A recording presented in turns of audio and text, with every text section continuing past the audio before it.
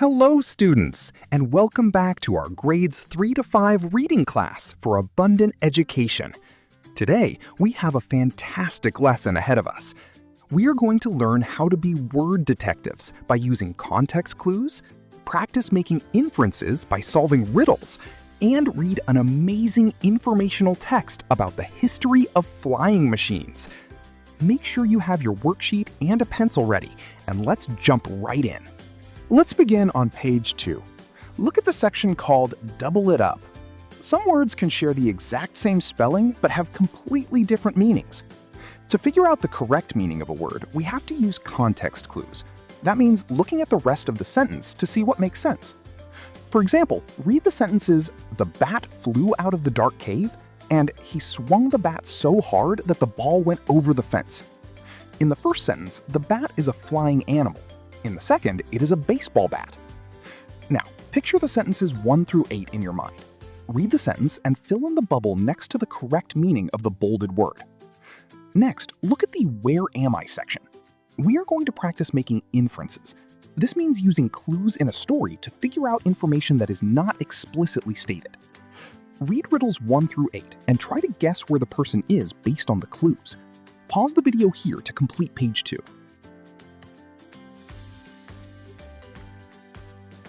Welcome back. Turn to page 3 and follow along as I read our first short passage. Joe was not a competitive kid. He did not like to win and did not like to lose. He really did not like to compete against anyone for anything. For this reason, Joe did not like most sports. He thought it was a waste of time to play with a team. He still liked to move his body and exercise. Joe decided to start swimming. It was a quiet way to exercise. There was no competition. It was just Joe in the water, moving and pushing forward.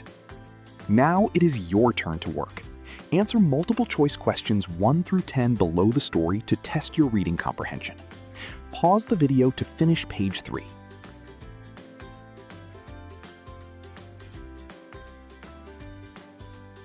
Great job!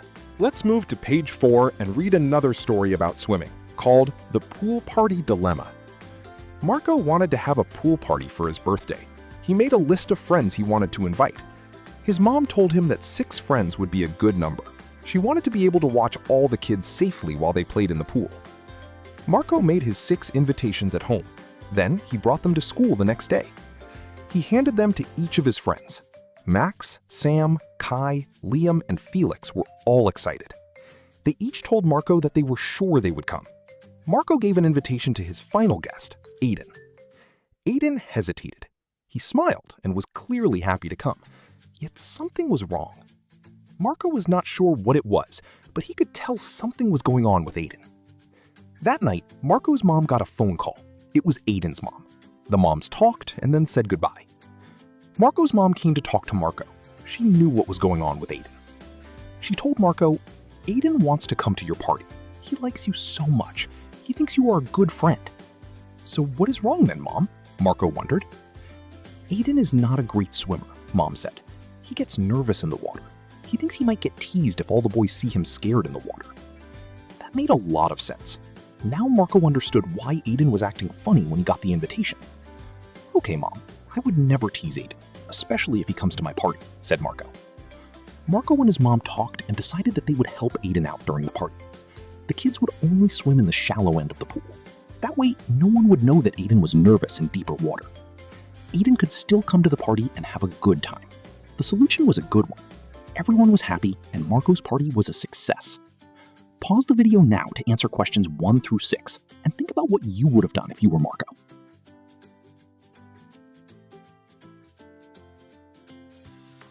Welcome back! Now for our main reading passage. Turn to page 5 and follow along as I read Flight, Gliders to Jets. People expect to have fun flying. The best sights can be seen from high in the sky. There are different kinds of flying. People can fly in gliders, planes, and jets. Each kind of flying can be fun. Gliders came before planes. Gliders use wind to fly. On one of the first gliders, wings flapped up and down. To get a glider up, men ran on the sides. When winds lifted the glider up, the men let go. A hang glider is different from the first gliders. It has a frame with a big kite set on top. Hang gliders ride on wind like a kite. Hang gliding is one of the best hobbies. Unless it is foggy, a glider is the best way to see from up high. A glider plane looks like a plane. It has long, slim wings, but it has no engine. Only 2 people can sit in a glider plane. A glider plane is usually pulled up into the sky by a plane. After the glider lifts up, the plane lets go. The glider plane is quiet as it flies. The first plane with an engine was a prop plane. A prop plane has spinning blades, or props. A prop plane has blades and an engine on each wing. As the blades spin faster, the plane lifts up. A prop plane is not quiet. It is noisy. Another kind of plane is the jet. The first jet plane flight was made in 1939. A jet is big and flies fast. It does not have props, but it has big engines. A jet is quite noisy. The best thing about a jet is its speed. A jet can fly at 885 miles an hour.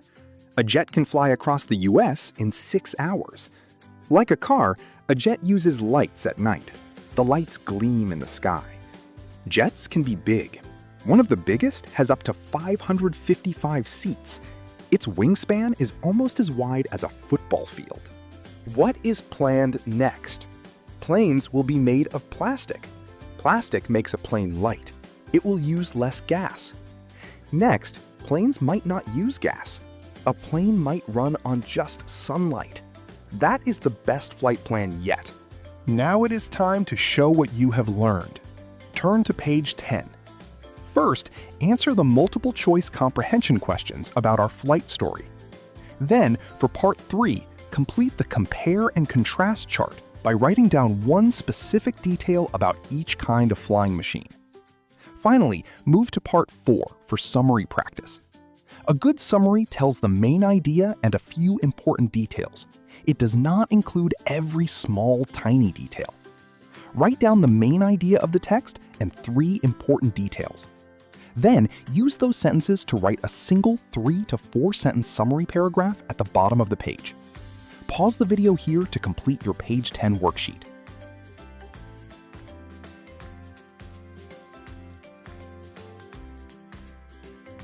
Fantastic work today, readers!